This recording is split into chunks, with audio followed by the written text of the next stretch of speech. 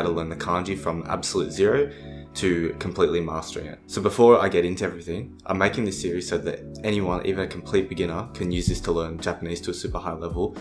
And so before that, I want to say we're going to be using a program called Anki for this whole process. And so if you don't know what that is, I'm going to put a link to a video explaining what that is, how to set it up, and just the general kind of basics of it by ColeLangs, I think, yeah. And so yeah, check that out because he's explained it a million times better than I think I can. So I think it'd be best if you just watch that if you don't know what Anki is, and then come back and watch the rest of this. So before you start learning kanji, obviously you need to learn hiragana and katakana if you don't know that already. And if you are going to learn that, you can learn that anyway, really. The way I did it is you just, write them out over and over again until you get them. There's not many of them, so I don't know the exact number, but it won't take you too long to get through, maybe a few days, if that. So once you have done all that, that's when you move on to kanji. And see, the problem with learning kanji is that, I don't know who said this originally, it may have been maybe Matt vs. Japan or someone said that the problem with learning kanji in Japanese is that to learn Japanese, you need to know kanji, don't you? Because all the words and all the writing is written using kanji. But to learn kanji, you also need to know Japanese. That's the weird paradox that there is. So there's a certain kind of method of attack you go at learning kanji to bypass this paradox and be able to learn kanji before going in and learning Japanese. So the theory behind this is that pretty much what you want to do is you want to get the 1500 most common kanji and be able to recognize them and look at them and kind of be able to identify in general what they mean. You're not going for readings or anything initially, you're just going for being able to look at them and be like, okay, I can tell this kanji here means this, and you'll know an English word and have it associated with each kanji. It's kind of like when a Japanese person, they look at Chinese. Like for instance, me now, if I look at Chinese, I can't read any Chinese, but I can tell, if I look at like a few sentences or, singular words now, I can tell what it means in general, like just roughly what it means. But there's no way I could ever read it because I don't know how to read the kanji. Because I know what each individual kanji kind of means, it allows you to have a greater overall understanding of already what's going on there. So that's what you're aiming for in this initial stage, is just to be able to look at a kanji and be like, oh, this means this. You could be like, this means up, this means down. Something like that. You're going for that kind of level of understanding in the real initial point. Then after that, you go from recognition to learning readings, and I'll explain later on in the video how you go about learning the readings and all of that. And then from after that, eventually then in the end, you'll learn how to write them all. And I just want to say there's a million ways you can learn kanji, right? Like there's going to be people who'll say this method's shit, do it this way. And I'm not saying they're wrong. There's plenty of good ways to learn kanji. For me, this is what worked the best and this is what I recommend to people. But if you hear this and say, I don't like this method, for me, it doesn't seem like it's going to be very good, and you hear someone else's and you think, I want to give that a go, give it a go, but be careful because you can end up wasting a lot of time on this kind of stuff. So I'll just give you all the information, what I think is the best, and you can make your mind up from there. I also like to keep things very simple. So I'm not going to have all these real crazy ways of doing things. It's going to be real simple kind of method. And as well, the whole approach to this learning kanji in the initial stage is going to be really quick and rough. Like you don't want it to be a really in-depth knowledge of it initially. You're just get it through as quick as possible, as rough as possible.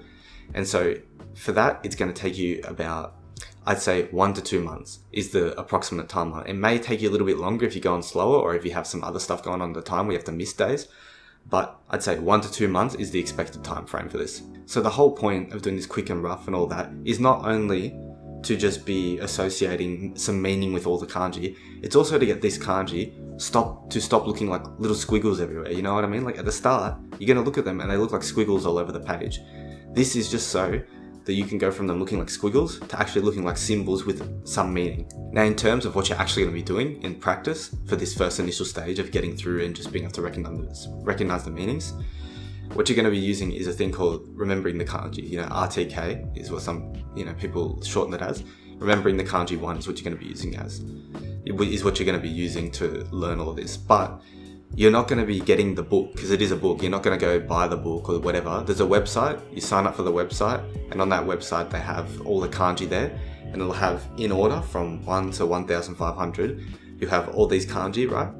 And associated with the kanji, there's going to be an English word. So you're going to be learning these through Anki, like I stated before. So the way you're going to do this is you'll make your own deck, for kanji, a specialized deck for kanji, and then every single day you're going to be wanting to add 25 to 50 new cards into that deck.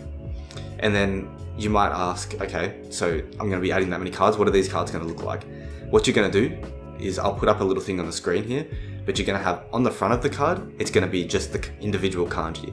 And then on the back, it's going to be the word off of this website that they give you. And you're going to be making 25 to 50 of these cards a day, plus doing all of your reviews every day, of course. So the traditional way of doing RTK is you'd have the kanji and you'd have that word that's you're going to associate with it, and you'd make a little story involving how the kanji looks to remember that word. But I'm not a big fan of that. You can do that if you want. I never use mnemonics or anything like that. So I'd say just brute force it into your brain pretty much. It sounds more difficult than it is. Because you're just going for a real rough understanding of it, you don't have to, have a perfect recall rate or anything like that. All you want to do is, stick the kanji on the front, word on the back, and just try and force that into your head. And when you're going through this, you'll see some of the kanji have some like really, really kind of weird words associated with them. I can't think of any at the moment. I'll put one down the bottom. You'll see what I mean. But they'll have a word associated with it, which I'd say for most people probably isn't going to be in their kind of standard use of vocab. And so if it's not in vocab that you normally would use, it's going to be pretty hard to recall it when it comes to doing your reviews.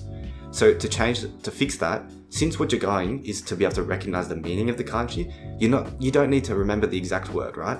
What you're trying to go for is the general meaning of that kanji. So because of that, what you want to do for those words where it's like, this word's a bit weird, I don't think I'm going to be able to remember this, change the word. Put it as something that's easier for you to remember with the same meaning, So if you don't know what it means, just look up the word and then swap it out with a synonym of it. You know what I mean? Just to make it easier for yourself. So when it comes to actually reviewing the kanji, a lot of the times you'll get the general meaning. So you'll look at the kanji, you'll look at and then get the answer, and you'll guess a word slightly different to the exact word on the card, but it's still the same general meaning. This becomes more and more common the more, cards you've made, when you hit the 700 mark or something like that. Things, you start to kind of lose your memory of what that exact word you put on the card was. As long as you guess a word that's kind of similar in meaning, that's good enough. Still mark that as a correct. The reason for that is because, like I stated at the start of this video, the whole point of this isn't to, memorize these, random words that are associated with the kanji. It's to be able to look at the kanji, not have it look like a squiggle anymore, and actually be able to associate some sort of meaning with it. So you just go through this process of learning the kanji with 25 to 50 words a day so that you finish in a month or two until you finish these 1500 kanji. Then from there, what you're going to be doing is, even though you've already finished adding all your new cards, you're still going to be reviewing cards, right? So you want to be doing that for at least a month or two after you finish kanji and you start going into learning grammar and words. So remember this right here, what I had up in the last video. If you look, it has kanji, right? But it's an arrow, so it's continuous. It doesn't just stop. You don't just learn kanji and that's it. Learning kanji is a continuous thing over time, right? And so you learn that in the initial part for 1 or 2 months, but then you keep studying that pretty much forever. You only do your reviews for another month or two after that, because that gives you that kind of basic knowledge of it. And then from there, we'll start to branch off into the readings. So when it comes to learning the readings of kanji, the traditional way, right, is you sit down with a textbook, you go, okay, this kanji, you read it these 5 ways or these 3 ways. That is going to take you a just ridiculous amount of time. There's no point really doing that because you're learning the readings of kanji completely isolated from words. It doesn't really make too much sense when you think about it. So what you're going to be wanting to do is, now that you have a kind of understanding of what these kanji mean when you look at them and they no longer look like squiggles, it's going to make it a lot easier to, when you start to learn words, like I'll explain in the next video how to do it, but when you start to learn words using Anki, you can start to learn these words with the kanji attached to them, so that you're not learning words and kanji in isolation, you'll be learning them together. And through being able to look at this kanji and be like, okay, you read this as this, and you get the reading of the word from the kanji, you'll start to associate the readings with the kanji, if that makes sense. So in other words, say you learn the word like gakko, it'll be, the 2 kanji, gakko, and then all of a sudden you'll see, okay, those are the 2 kanji. And then ko at the end for the gakko is going to be, you see that kanji right there, of course. And then you'll start seeing it in different words like ko, and then you'll be like, okay, well that's high school, and then here it is again. So this one, it must be read as ko.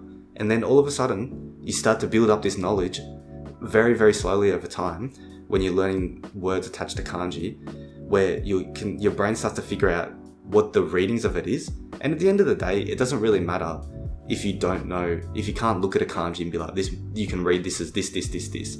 You don't need to be able to do that, but you can do it once you've learned enough words. But the whole goal of the process, which I just explained, is just to get to the point where you can learn words with kanji attached to it. That's the whole point. Because now you've bypassed that paradox of needing kanji to learn Japanese, because now you can start to actually learn Japanese words, grammar, and all that, and you're not going to have your lack of knowledge of kanji stopping you. Then from there, as you keep learning new words and reviewing them with Anki, and as well when you're reading things in your immersion and coming across kanji in your immersion, that's where you're going to really start to build a stronger and more in-depth understanding of the meanings of each kanji and how to read them. Because kanji is so tied in with Japanese, your knowledge of the kanji is just going to get better and better over time, as I just said, as you see it more and more in your immersion. And this is just one of the many reasons why your immersion becomes so important. Even if you're not sitting down and reading, specifically reading books and stuff, Japanese YouTubers use subtitles all the time, hard subs, you can't turn them off, and they've got kanji, right? So you're still getting this knowledge, well not knowledge, but this information thrown at you constantly.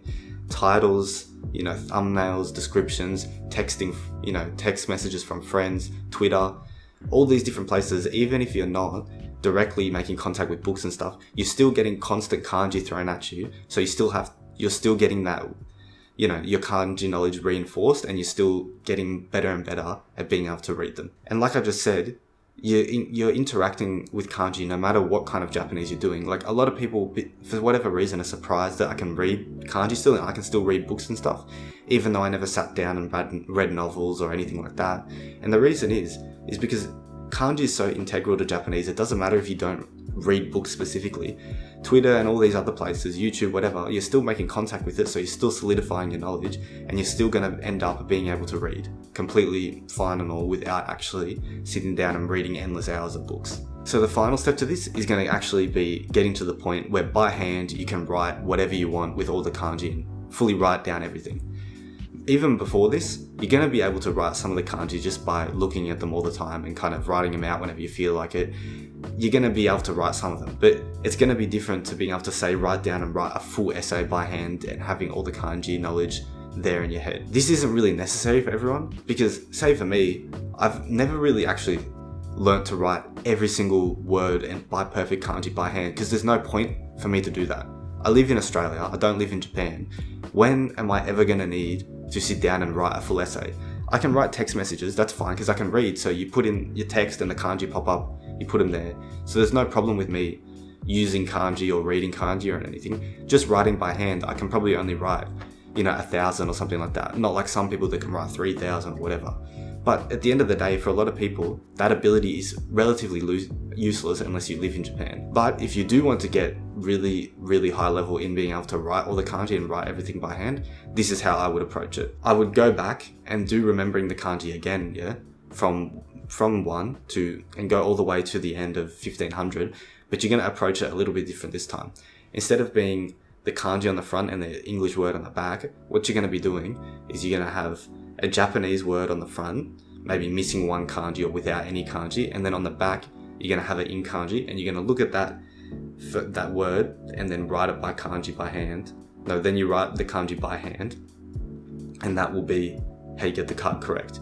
And you'd go through that and do that for every single kanji from 1 to 1500. Then you would be able to write every single kanji by hand. But then you become faced with another problem, which is that you may be able to write all the kanji, but now you have to remember what words use what kanji, because there's a lot of bloody kanji, so it's a bit difficult sometimes to remember which words use which kanji, because as you'll see as you go through RTK, a lot of them look really similar, and a lot of them look really similar and also have really similar meanings, so it's easy to get mixed up when it comes to writing it.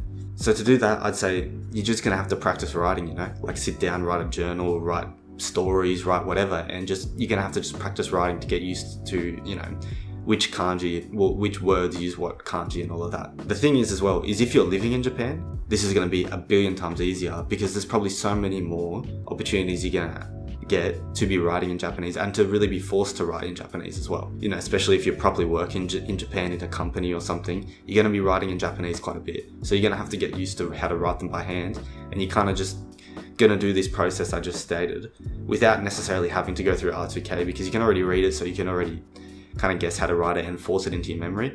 But like I just said, this process I just said, that's how I go through and learn to write it all. But once again, this isn't going to be necessary for everyone, because do you really need to learn how to write full essays and that in full kanji by hand? For me, that's a big no. I don't need that in my life, and it would take a huge amount of effort to be able to do it. and I've never really thought it was worth my time. But that's up to you for you to make that judgment. Obviously, I haven't actually done this process, so I can't give you, having done it, give you my thoughts, my experience of it. So maybe look at some other people's experiences doing this if that's what you desire to be able to do. Anyway, that's all I really want to talk about in regards to kanji. I feel like with kanji, it's not really such a difficult process. It's more of just a really time-consuming one. So there's not, compared to the last video, I'm sure you've noticed this video is a lot shorter. And the reason for that is because there really is a lot less stuff to talk about in regards to kanji. And often when I'm thinking about learning Japanese and that, I don't even think about the whole process of learning the kanji because it's what you do right at the start. And it's so fundamental that once you've done what I've just explained in this video, I doubt you're really going to have any problems with kanji ever again. Because even when you encounter a kanji that you don't know and you didn't learn it through remembering the kanji, you're still going to be able to memorize that really easily with vocab because you're going to know all the kanji around it and you're going to be so used to what kanji look like that it's not going to be a challenge for you to learn a word that uses kanji that you don't know. But that's it for this video today. If there was anything that wasn't really very clear in this video or anything like that, please leave it in the comments and I'll answer your questions there. But otherwise, that'll be it. And that'll be it for kanji. I don't think I'll cover anything really to do with kanji again throughout this series, unless there's something, a big question that gets left that I feel like needs answering in a video. This will probably be it for kanji. And in the next part of this series, we're going to be moving on to looking at vocab. And then from there, we'll go into grammar in the episode after that. Also, please jump in the Discord if you haven't already. There's so many good resources on there for you to check out. And there's so many good people as well on there who are all working together to learn using the methods that I'm explaining in these videos. Also, there was a lot of requests in the last video of, recommendations for Japanese YouTubers and stuff. So because of that, in the suggested channels on my YouTube channel, I've just put a bunch of the Japanese YouTubers I watched and just ones I know and all that. So you can check them out if you're interested and, maybe find some YouTubers there that you like. But yeah, that's it for this video, guys. Thanks.